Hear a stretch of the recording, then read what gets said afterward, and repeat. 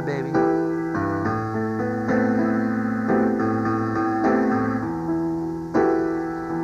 You threw my best Mr. B collars. Right? I don't remember. Stuff up the cracks, turn on the gas, I'm gonna take my life. If you decide to leave. Something like that. I was close, right? Very good, very good. You threw my collar up in the dog dirt on the lawn. And right, some dog waste. Yeah. See? Good. See? See? See? You never know, man. You never know when you're going to walk into it. Cheap thrills, back and down, cheap thrills. I don't know. I don't remember the words, man. I mean, what?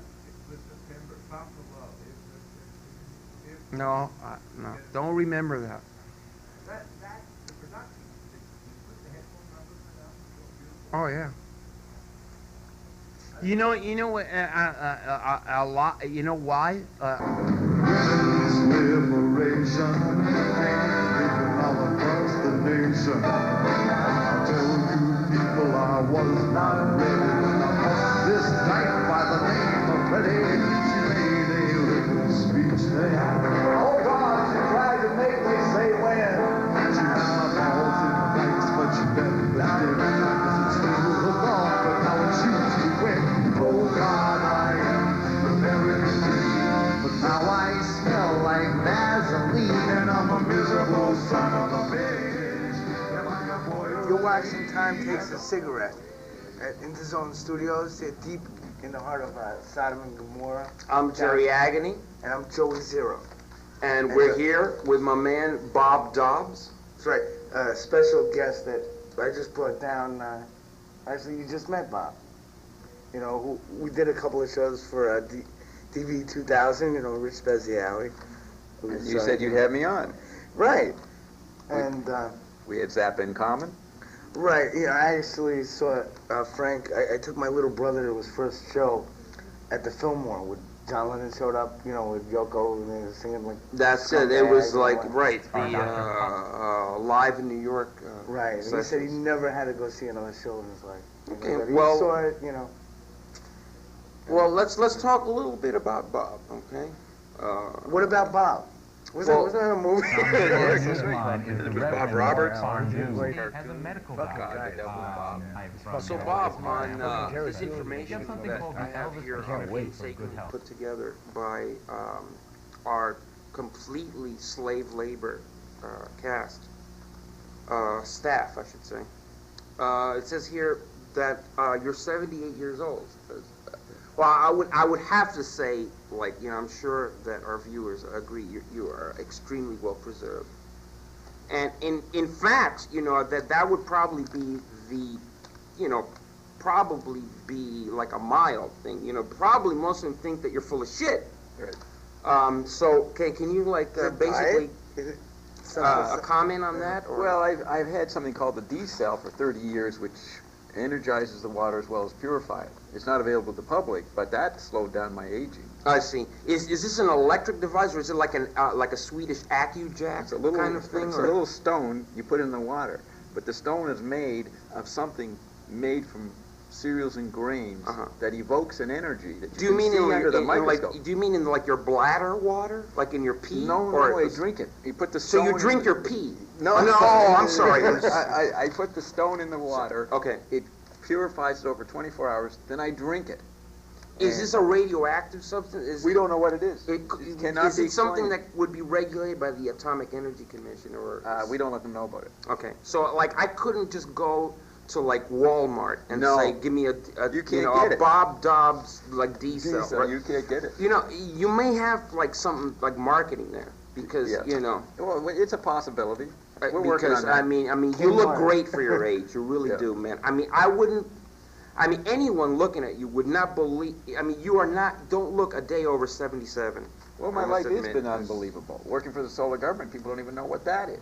Well, you know what? That's the next thing I was going to get to, which is, you know, originally you had talked to us about some intelligence work, and like the word CIA came up, But now I'm hearing like there's another level involved, like a solar government. Could you like kind of, you know? Yeah, have you heard of Echelon? It's been in the Village Voice, different articles over the past couple of years. Something called Echelon, which is the National Security Agency in Canada, Britain, Australia, New Zealand, United States, that monitors all communications and all media. General blanket surveillance. And they call that project an apparatus, which is satellite. So the NSA branch in New Zealand is involved in this? Yeah. Because I know that like New Zealand is like a serious threat. I mean, you know, as far as intelligence things, I mean, New Zealand agents are everywhere. I went to Gristedes the other day to buy, and there were these guys. I know they were New Zealand agents. I know it. And they had these tiny devices. You know, they were trying to like measure like my sphincter warmth with, and you know, they're a little confused now because the solar government has been obsolete. But what you hear about now is the surveillance structure that was set up in 1960, and I was brought by whom? By the world government from the 19th century, which is a historical oligarchy that people call the bankers, but is way more sophisticated and goes back hundreds of years.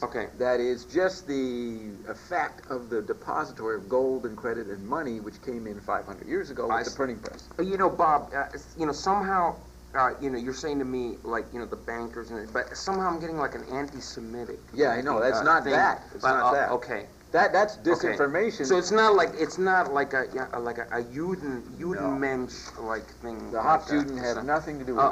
Nothing to do with it. All right. I mean, basically they're Christian, if anything.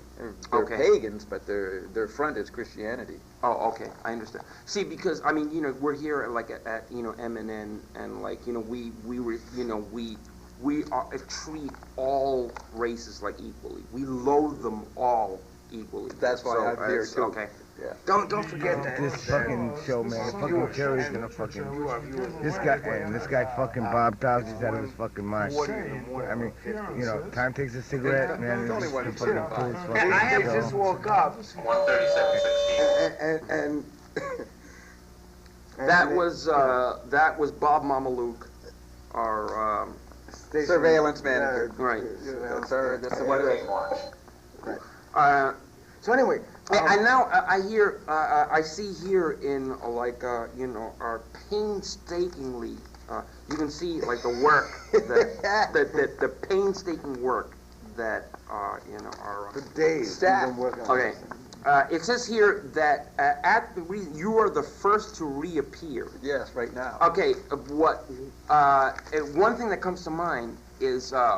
Oh, what the fuck does that mean? Hey, wait a second. Fucking Jerry and fucking Frank Zappa and fucking Joey Zero. You know what? Unbelievable.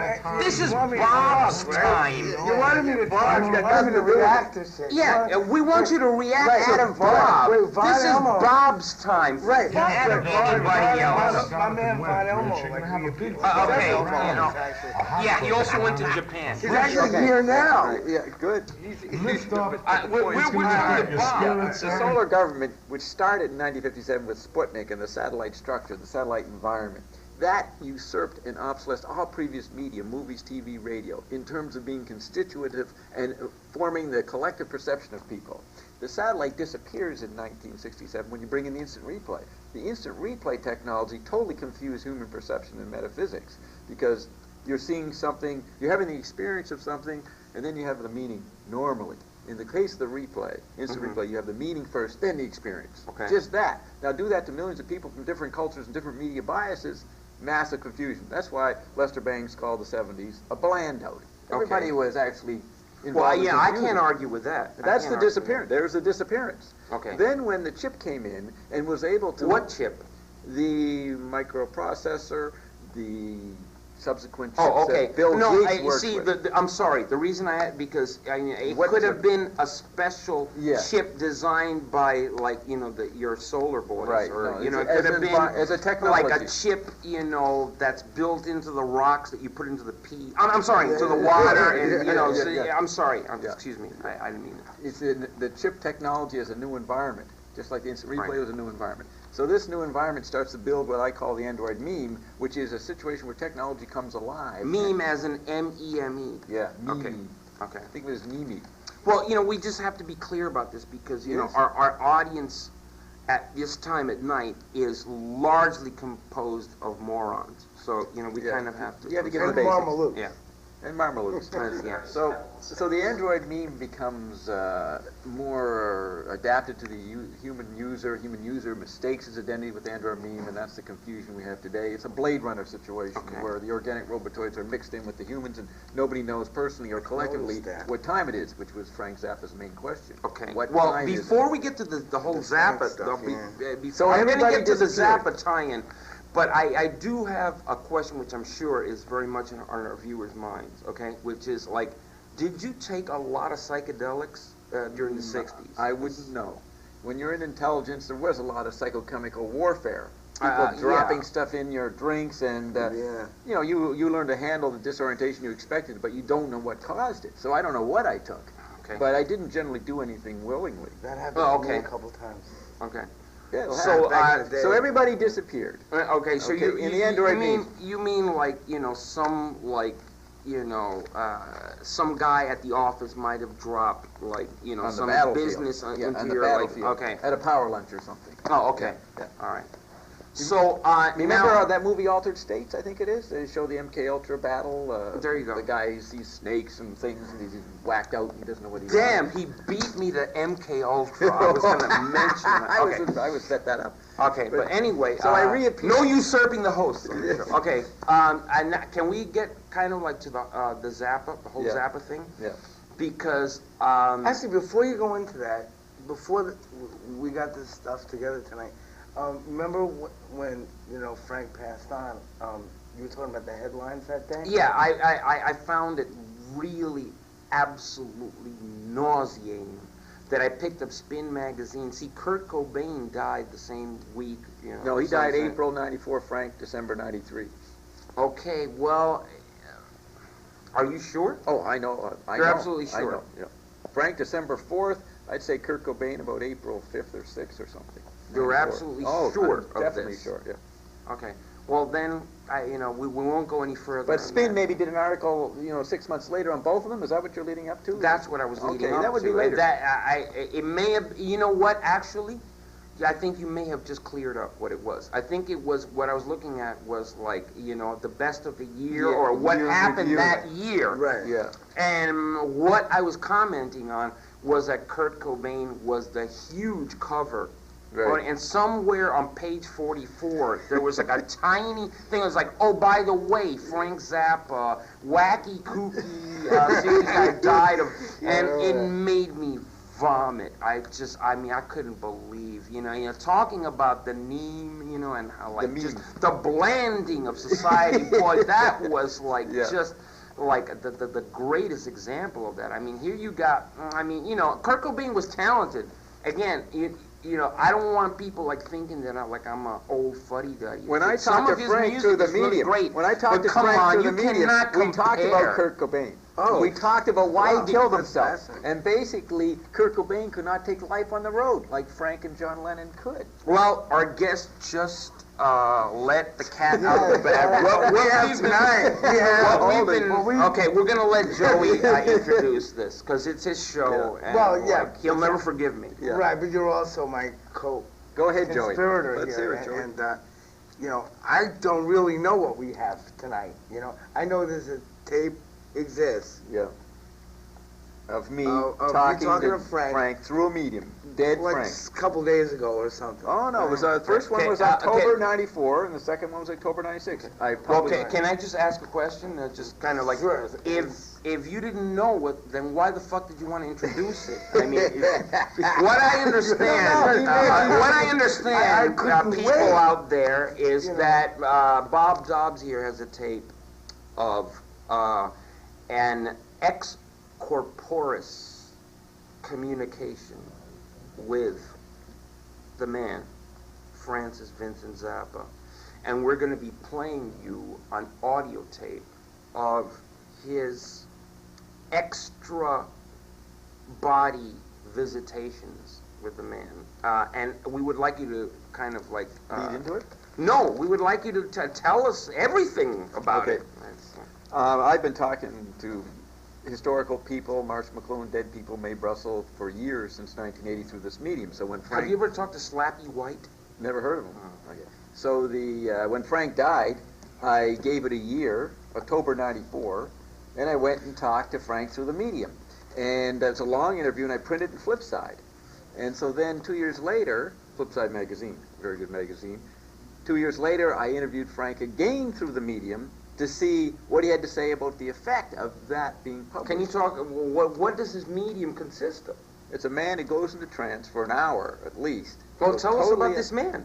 His name is Michael Blake Reed. He channels what's called the Evergreens. The Evergreens are 6,500 to 7,000 Can you give us like his address or like White Rock, BC, British Columbia, Canada. Okay, Yeah. okay, yeah. We would really like to know his social security number. No, we don't have that. We can come on the show. You bring him. Actually, we hope to bring him here in September. Wait, or if you have any X-rays of him, that would also. We hope to bring him here in September. People are welcome to have private readings with the Evergreens through Michael Blake Reed.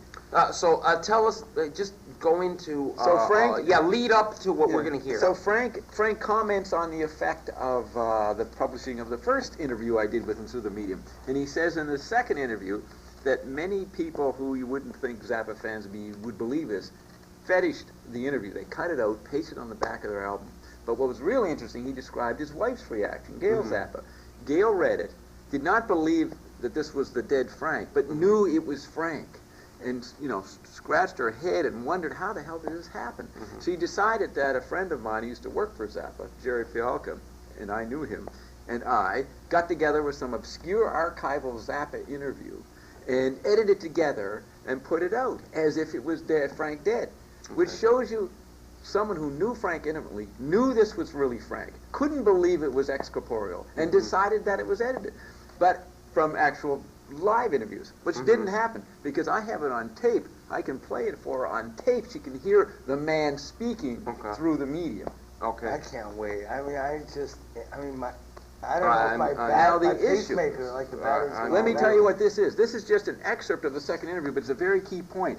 I heard an interview with... So you were present in the room with your machine and with this guy who's like asleep.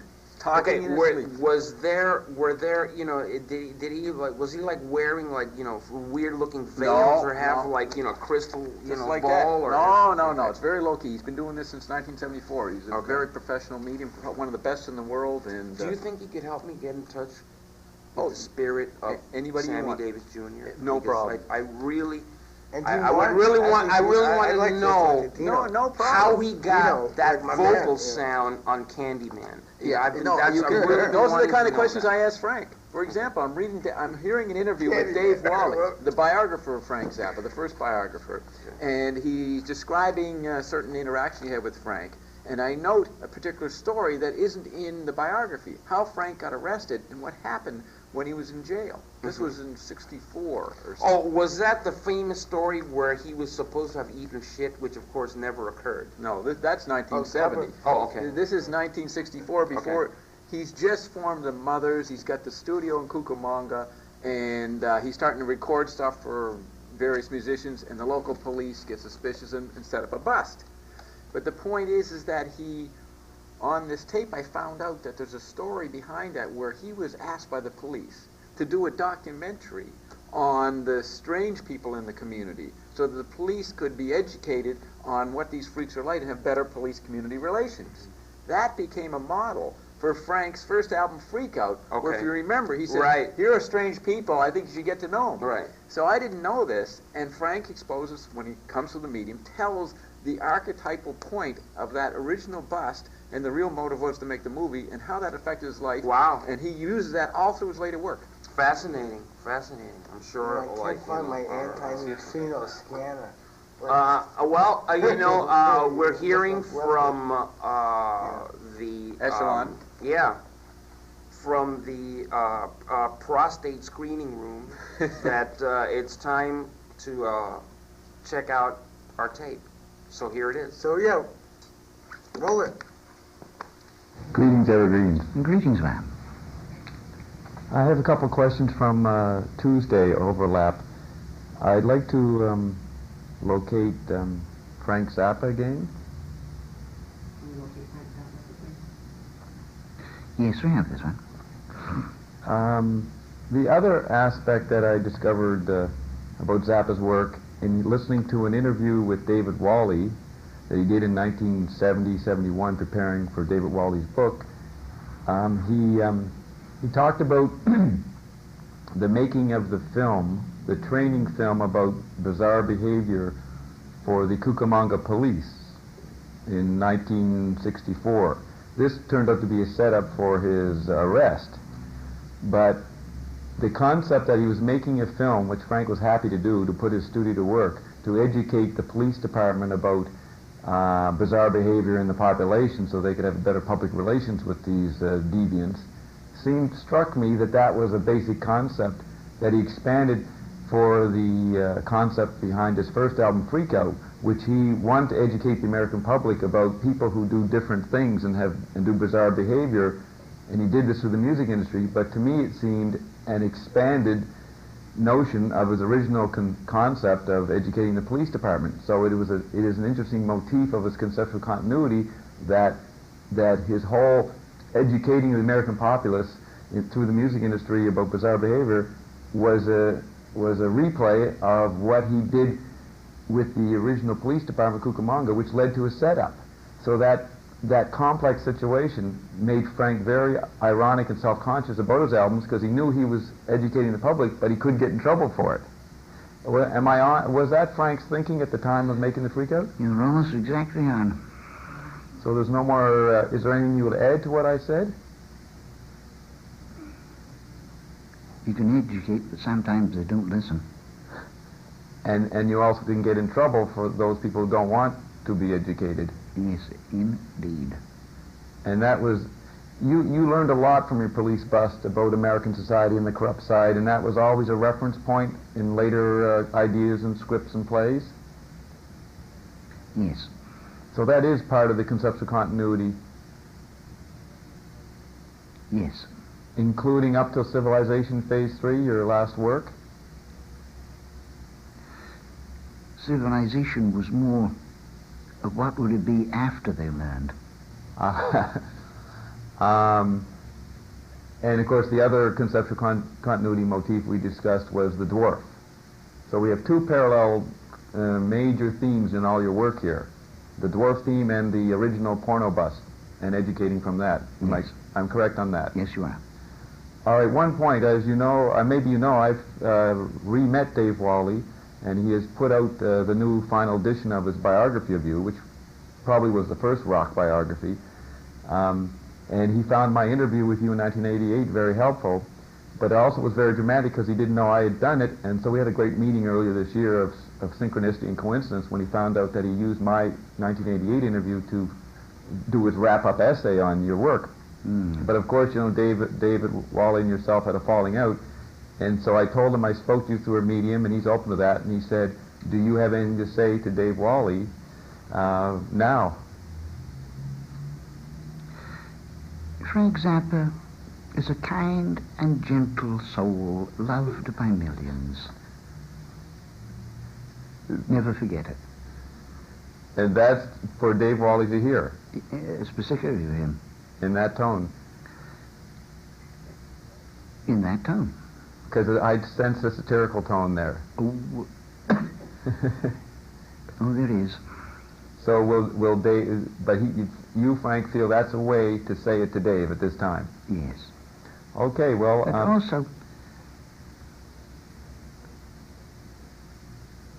also, to be not as sarcastic, but in truth, trying to capture another person's life in a bottle called book.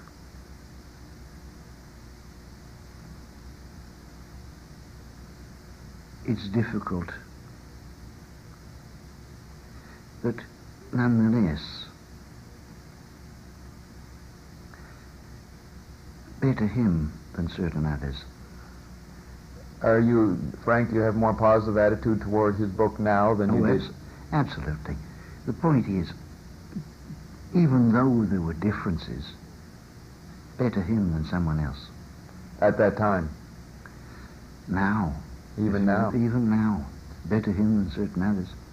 But you do like Ben Watson's book? Absolutely. But the point is,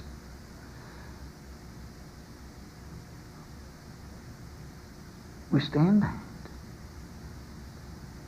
Better him than certain others.